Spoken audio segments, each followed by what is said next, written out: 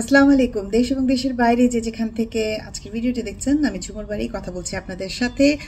আমি জেদ্দা প্রসঙ্গে কথা বলবো। জেদ্দার বিশা এলাকায় বাংলাদেশ দূতাবাস কনসুলার সেবা নিয়ে আসছে। কি কি সেবা পাবেন জানবেন বিস্তারিত।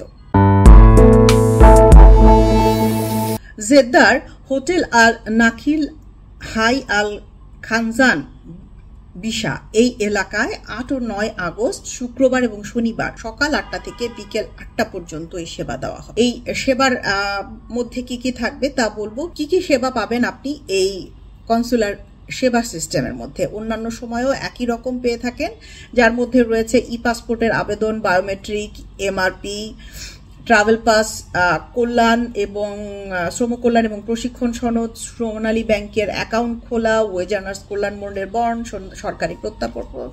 এই সরকারি সেবাগুলো সকল সেবা এর অংশ হিসেবে থাকবে।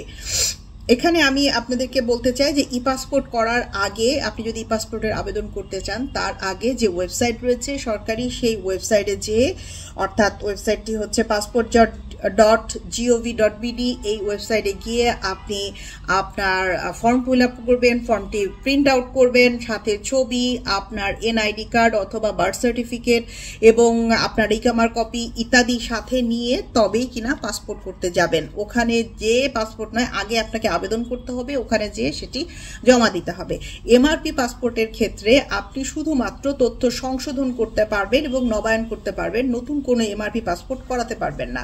তথ্য সংশোধন এবং নবায়নের ক্ষেত্রে 1 থেকে 2 বছরের বেশি আপনি নবায়ন করতে পারবেন না, একটি সুনির্দিষ্ট সময়ের জন্য শুধু দেওয়া হবে। ওয়েজ আর্নার্স কল্যাণ বোর্ডের সদস্য হওয়ার জন্য আপনি আবেদন করতে পারেন, অর্থাৎ আপনার যদি বিএমইটির কার্ড না থাকে সেই কার্ডের জন্য আবেদন করতে পারেন। 130 রিয়াল আপনাকে জমা দিতে হবে এই কার্ডটি পাওয়ার জন্য।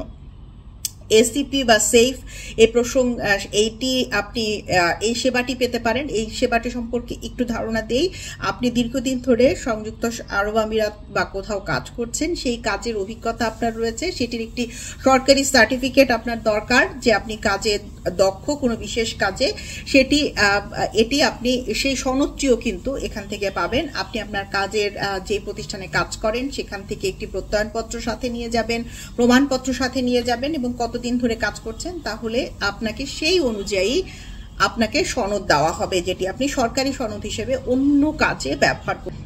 রয়েছে সোনালী ব্যাংকের অ্যাকাউন্ট খোলার সুযোগ। আপনি অ্যাকাউন্ট খোলার জন্য আপনার এনআইডি, পাসপোর্ট, সাথে ছবি এবং আপনার মালিকপক্ষের চিঠি এগুলো সাথে নিয়ে যাবেন, তাহলে আপনি অ্যাকাউন্ট খুলতে পারবেন। ওয়েজ আর্নার্স ডেভেলপমেন্ট বন্ডের জন্য আবেদন করতে পারবেন। একটি ফোন নাম্বার দেওয়া হয়েছে 80044051, এই নাম্বারে ফোন করে আপনি কিন্তু আগে থেকেই কি কি সেবা পাবেন বা পাবেন না সে বিষয়ে তথ্য নিতে পারেন। তবে একটি বিষয়, আগে থেকে অ্যাপয়েন্টমেন্ট নেওয়ার প্রয়োজন নেই। 8 ও 9 সকাল 8টা থেকে রাত 8টা পর্যন্ত আপনি 2 দিন সময় পাচ্ছেন।